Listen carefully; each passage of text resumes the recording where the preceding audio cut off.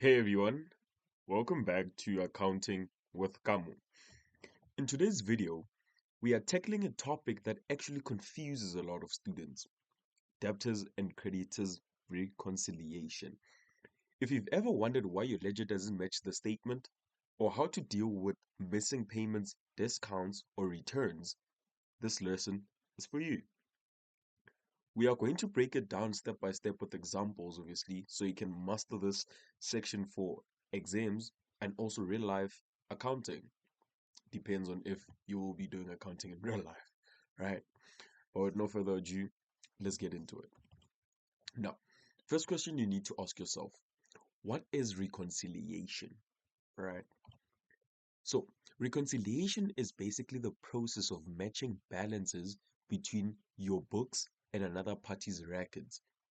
Could be your customer or a supplier, right? To actually make sure or to ensure that they agree. So reconciliation, I think I've also mentioned it in bank reconciliation. I've done a video on bank reconciliation. I'll put in the description below if you haven't watched it.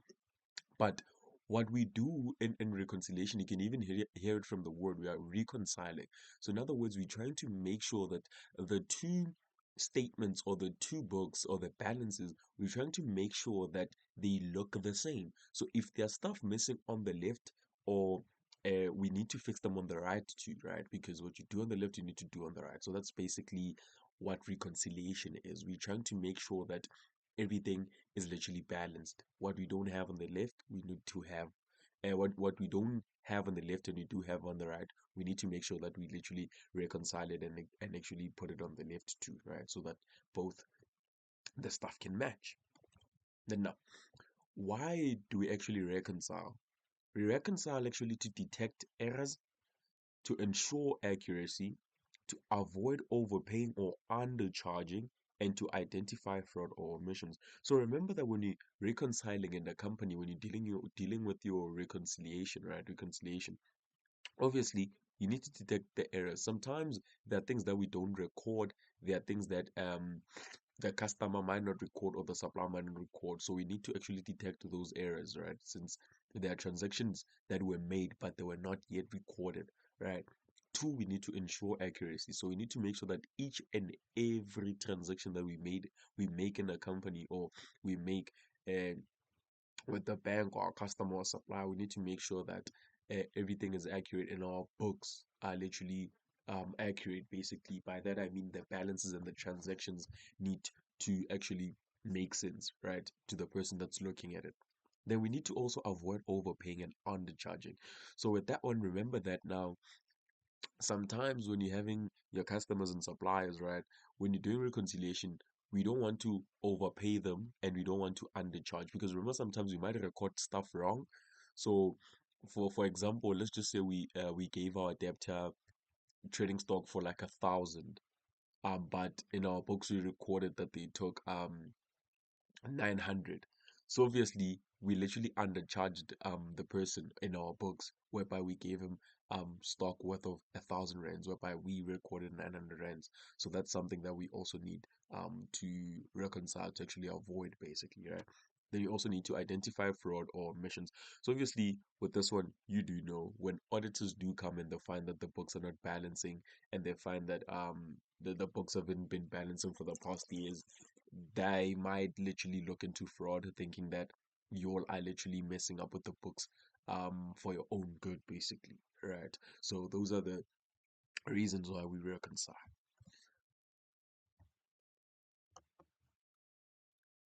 Now, we look into the types of reconciliation. In accounting, we reconcile the debtor's ledger with the debtor's statement, right? The debtor's ledger with the debtor's statement. So with this one has to do with with our customers. So it's us and our customers with these ones, right? Then for the second one, it's the creditor's ledger and the creditor's statement, right? Creditor's ledger and the creditor's statement. Then the third type of reconciliation, it's when we reconcile our cash journals with our bank statement, right? That is the third one, but I've done a video on that one already. All right. Now, let's look at a debtors reconciliation um for when now we dealing with the customer's account, right? So now we are basically going to look at the structure that it basically has, right? Because most people tend to make the mistake of not knowing the structure that they need to follow. But I'll give it to you here, right? So now with the debtors reconciliation, what are we comparing? We are comparing the debtors control account in our books. So meaning that in the company, we are looking at the debtors control account, right?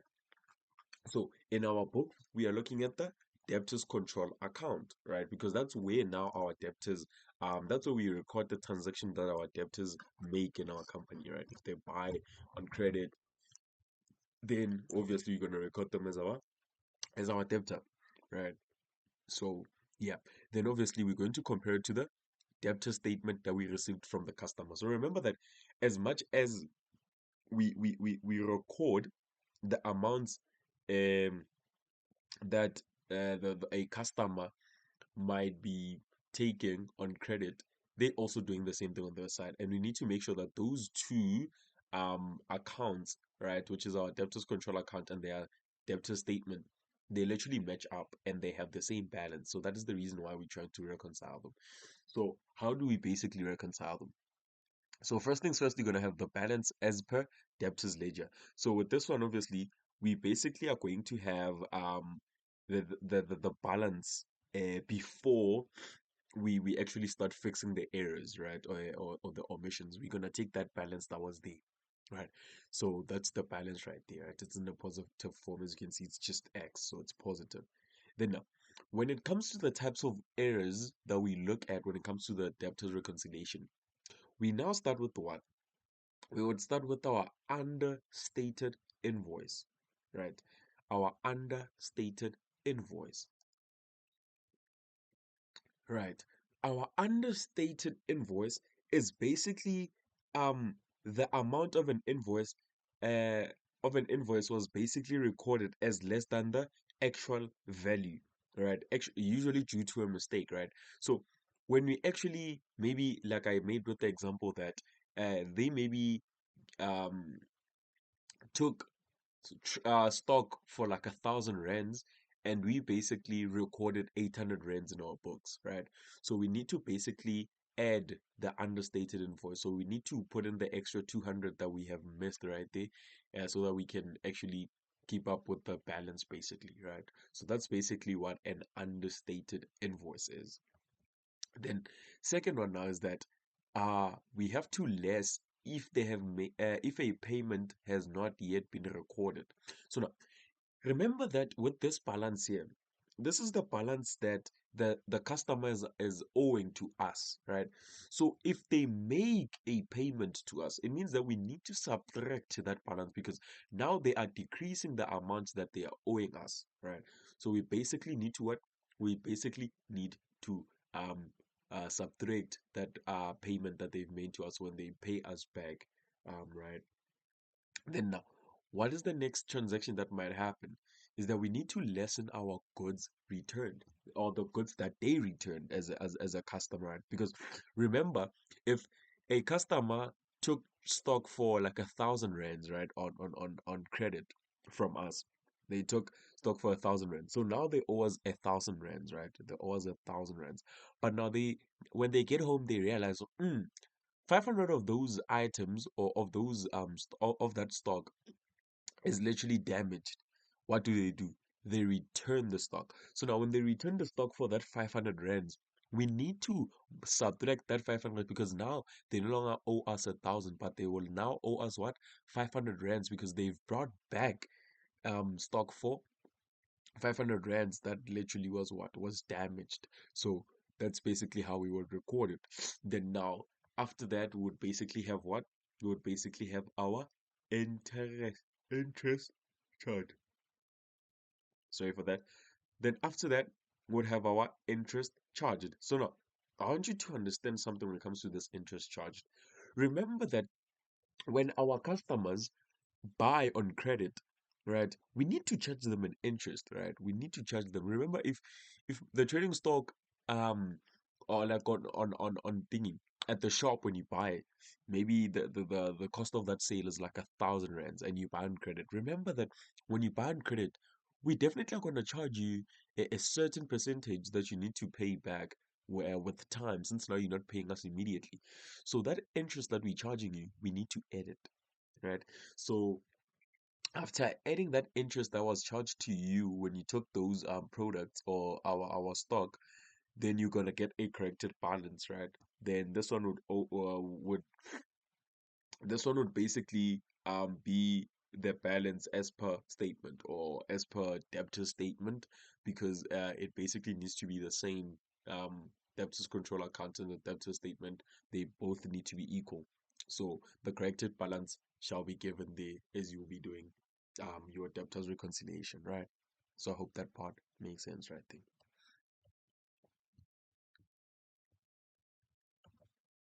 Now, now we move on to the creditors reconciliation statement.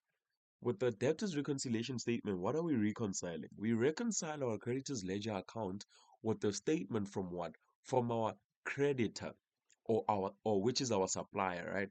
So our creditor, which is our supplier. So meaning that we the ones now that have um took stock on credit now. Right. We the ones that took stock on credit now. So how do we do this one? So remember the first one would be the balance before any errors, right? This balance you'll most likely be given. This is the balance that you have before any errors. Then now you are gonna add an invoice that was not recorded. Remember, this amount is the amount that we owe to the supplier, right? So if there was an invoice that was not recorded, so meaning that um we took stock but we didn't record it right from them, it means that we need to add to the value that we owe them, because since now we took uh stock now without recording that amount, so obviously we it literally increased the credit that we owe them, right? We increased the money that we owed them, so we need to actually add the invoice that was not recorded. We need to add that amount. Now, second one that we would have is that the interest that is charged. The interest that is charged is basically what? Is basically also X, because they also are gonna charge us a certain percentage that or a certain interest that we need to pay back since we bought on credit. Right? So we need to add that interest, because now that interest needs to be added to the balance that we already owing them. Right? Then now we also are going to less or subtract the payment that we made but was not reflected. So in other words, um, if we pay them back maybe 2,000 rands, we need to decrease the balance that we owe them by 2,000 rands, right? Because obviously now, even you, if you were to borrow your friend 500 rands and they pay you 200 rands, obviously you're going to subtract the 200 rands from the 500 and now they owe you 300 rands, right? So that's basically what they do. Then now, don't forget now, there's another one here. Goods returned. Obviously, remember with goods returned, we returned goods. So when we returned goods, we need to subtract the amount of the goods that we returned, right? We need to subtract that too. We need to subtract the goods that we returned back to the supplier. Then now we look at the discount received. Discount received. So with the discount received, guys, what happens with it?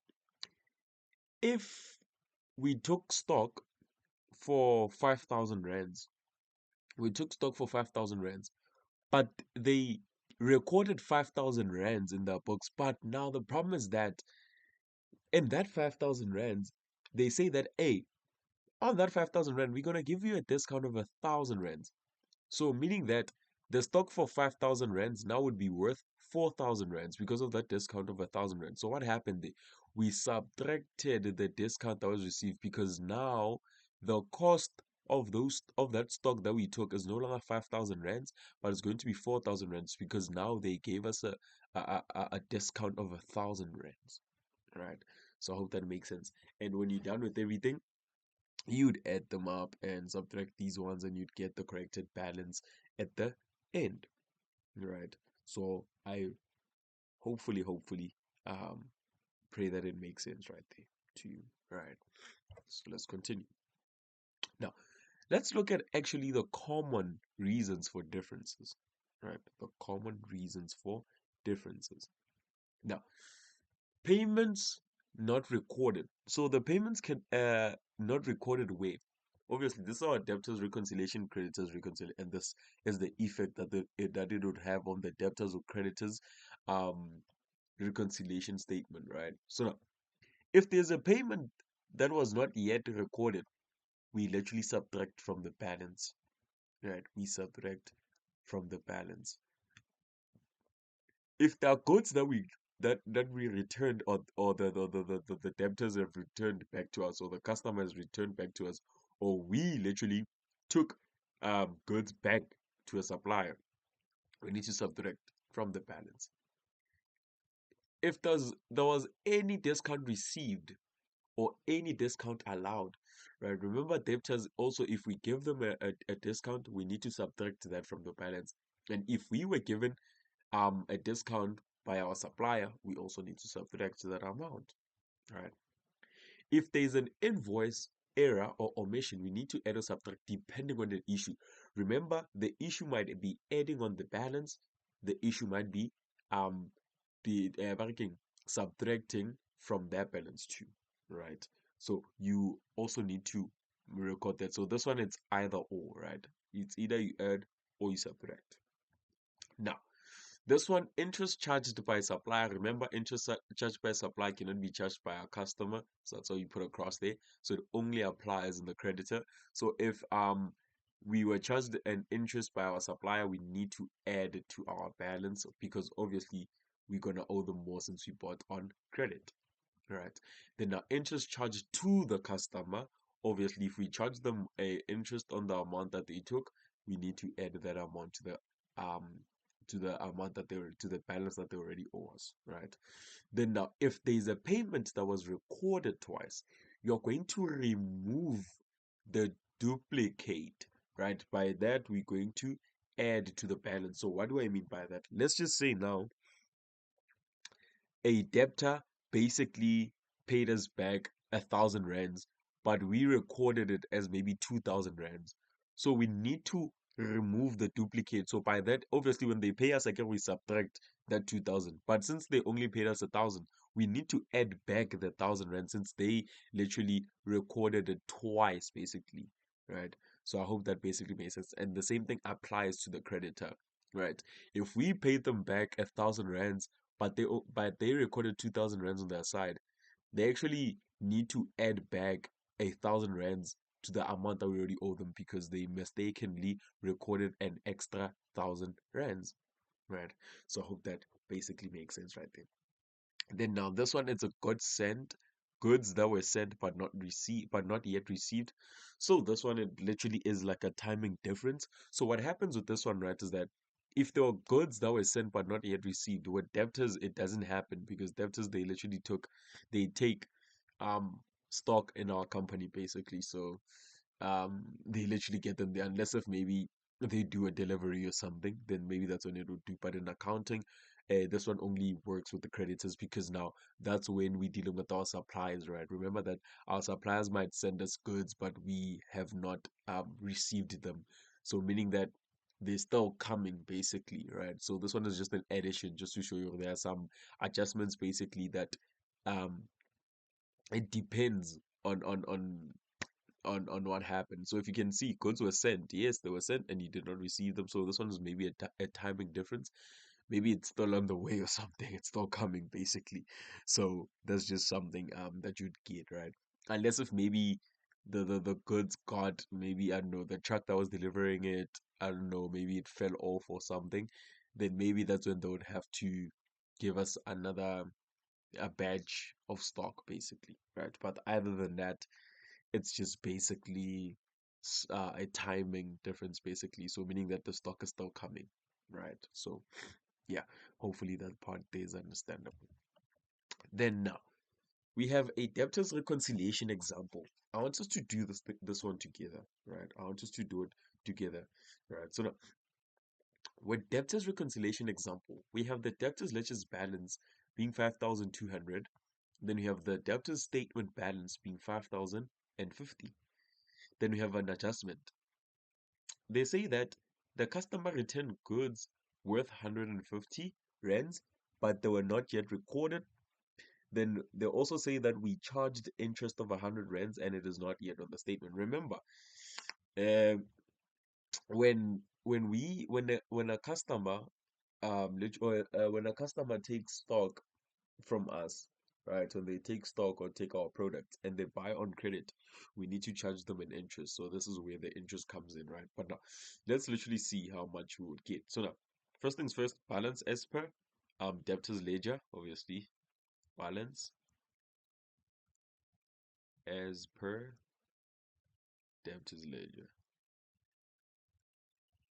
But I feel like with the one that they give you all in the exam, especially the grade 12s, these days they literally just put the details, then they would literally write um the creditors ledger and the statement, then you just need to fix basically on both sides there on whichever one it affects basically, right? So you don't basically need to do another one, but it depends on the one that you've been given, right? It depends on the structure of the one that you've been given. But yeah, so obviously we know that the balances per debtors ledger is what, 5,200, right? 5,200. Remember, at the end of the day, we are trying to make sure that these two things are what? Are equal. So remember the aim. The aim is to make sure these two balances are equal at the end of it all, right? So now, they gave us an adjustment. They said that the customer returned goods worth 150 and it was not yet recorded. So obviously, what is it that we need to do? We need to less. So meaning here we're gonna have goods that were returned. So the goods that were returned, what happens? We need to subtract 150, right? So now we are done with that adjustment right there. Then now they come and say that we charged an interest of 100 rand, right? They charged an interest of 100 rand. So now we're gonna say interest charged. We have interest charged, right? With the interest charged, obviously, what do? We're gonna add to the balance that they already owing to us, right? Then obviously now the corrected balance at the end of it all, the balance would basically be what?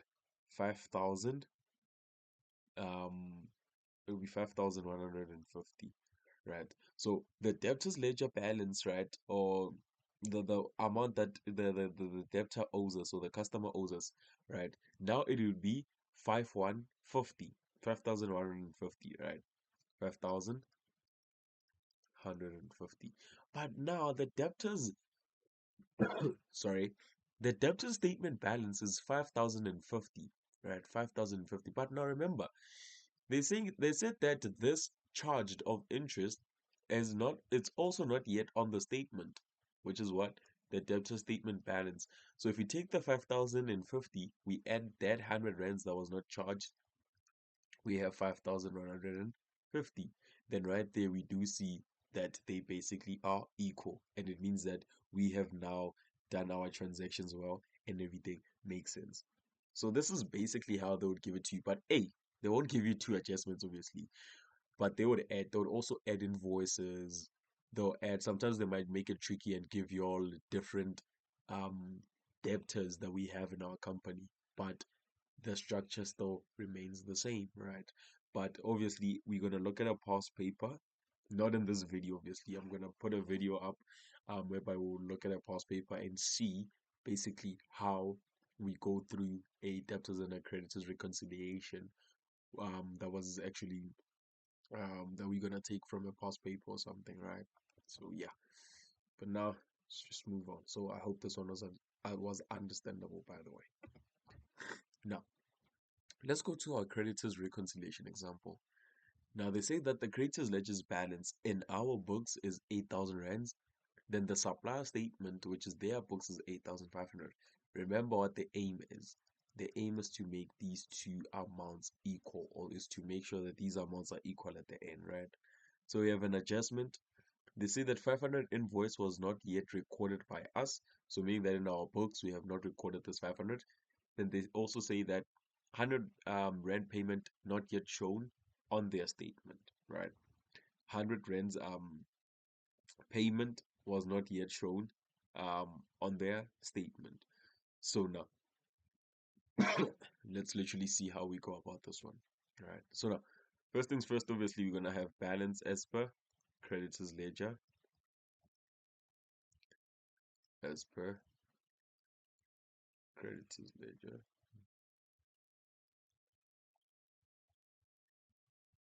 Right. The amount right there would be 8,000 rands. I don't need to put the R. I already put the R above the 8,000, right? Then they say that the invoice not yet recorded by us, my bad, not yet recorded by us. So obviously we're gonna come here and also note that to them that invoice not yet recorded. All right. The invoice not yet recorded. So obviously we didn't record the invoice of 500 rand. So we need to add the amount of 500 rands, right? So meaning that now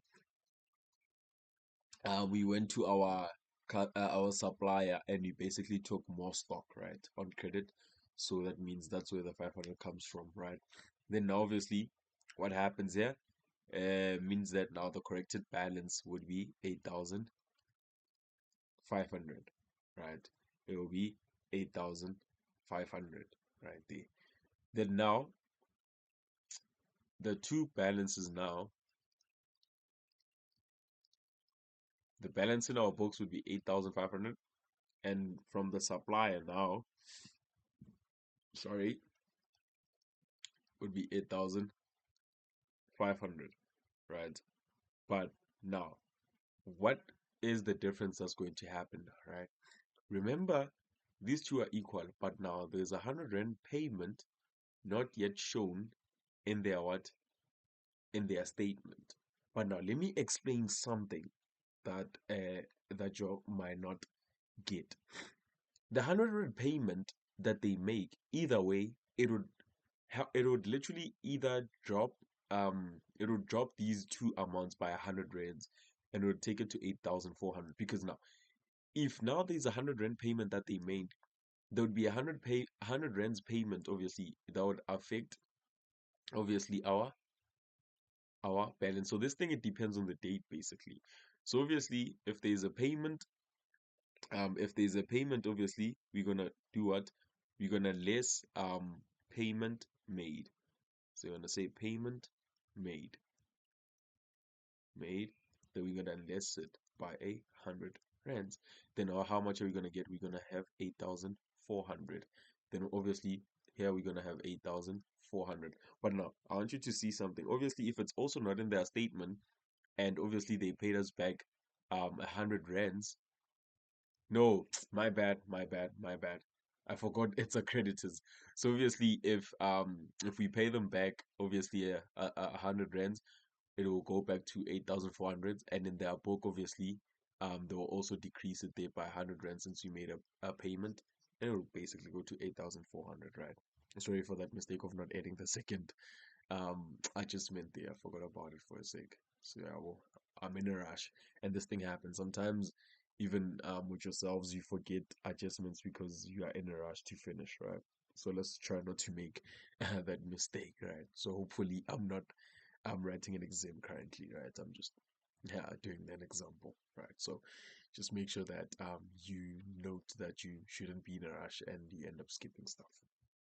So yeah. So yeah. So now I'm gonna give you steps to prepare the reconciliation statement, right?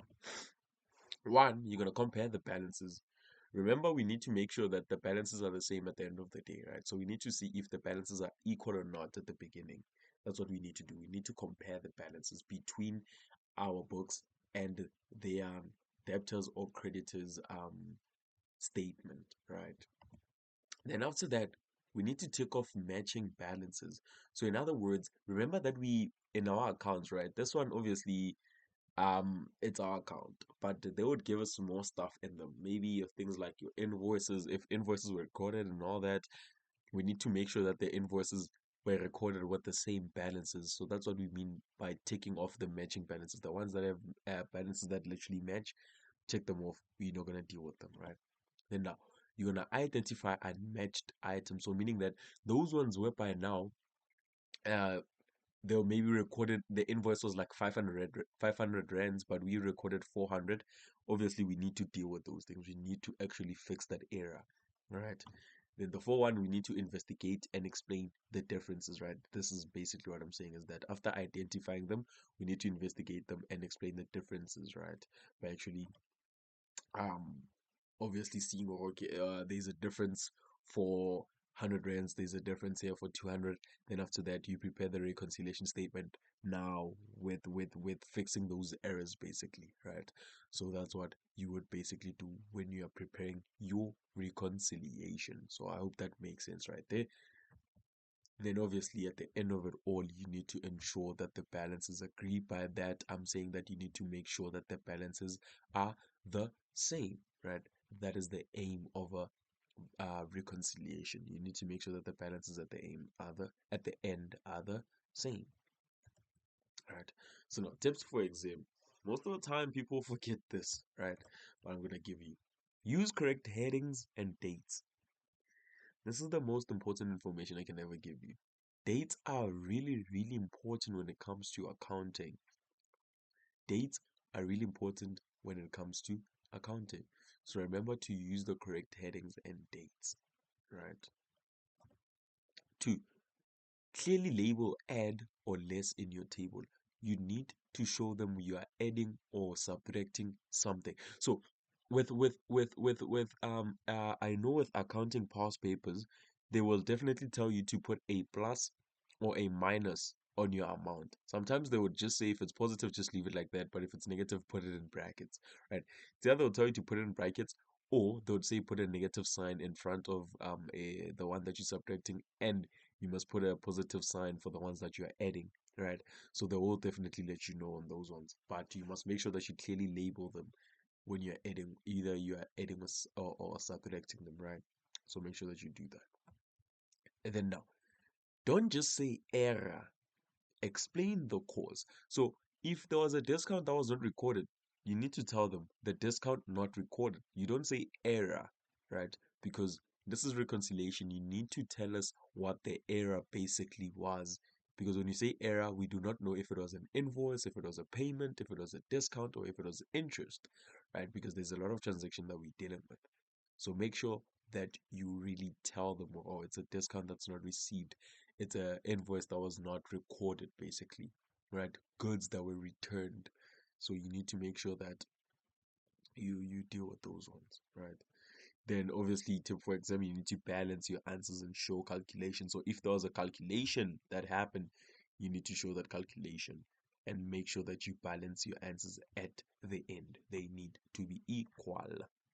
This is reconciliation, right? So yeah.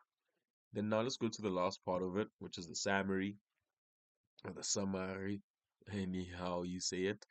So obviously with reconciliation, right, we try to ensure that the records match those of customers or suppliers.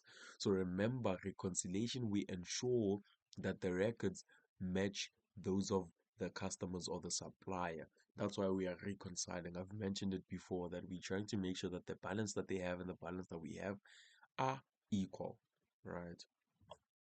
Then now, the common issues that we have, right? It's late payments, your returns, your discounts, and your missing entries. So these are the types of adjustments that you'd have. Your late payments, your returns, whereby a customer returns goods back to us, or we return goods back to the supplier.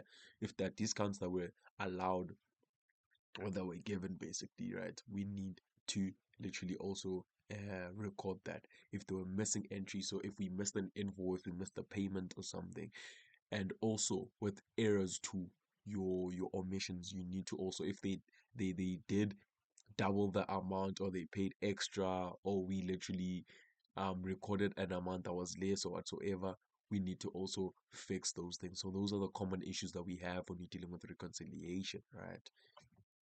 Then now, after all, we need to also follow the structure. You must follow the structure. Same as anything in accounting. Income statement, you must follow the stuff. With income statement, you can't say sales, cost of sales. And then after getting the cost profit, you're already adding interest now. You already add interest expense. Then after interest expense, you now going to operating expense. No, no, no, no. That's not how we do it. You must always follow. Oh, by the way, I gave an example by using income statement. I'm not saying that we have we have interest expense in reconciliation. That's not what I'm saying. I'm just making an example, right? So I don't want to confuse anybody there. But obviously, you must follow the structure too when it comes to reconciliation, right? You must follow the structure. You must also state the reason. By the structure, I mean that you must not say error. You must literally tell them what happens. You need to start with the balance that was first given, right? The balance that we started out with. Then you start now adding and subtracting that the the the, the balances that happened as you go down with it, right? You must also state the reason, right, of that transaction. You need to state the reason. Then you also need to balance the answer, right? You need to balance the answer, right, at the end of it all. Then what I can tell is that high marks are given for detail, format, and accuracy, right? High marks are given for detail, format, and accuracy. Like I said, you must not omit anything. Remember that if you give them, you write things that are short, you're not gonna get full marks, right? If you're gonna use a different format, you're not gonna get full marks. If you are not accurate, you're not gonna get full marks, right? So that's just something that you need to know too. And yeah, guys, that brings us to the end of this exam style, sorry, reconciliation basically, right? So yeah, so yeah, so that basically wraps up our lesson on debtors and creditors reconciliation. And remember, it's all about understanding the differences and knowing how to adjust for them, right? You need to um understand the differences and know how to adjust for them. And obviously, if this helped you, give the video a thumbs up, subscribe, and drop a comment if you'd like me to cover more exam topics or work through a past paper. And thanks for watching Accounting with Kamo, where we make accounting simple. And sorry for the voice if I'm not quite audible.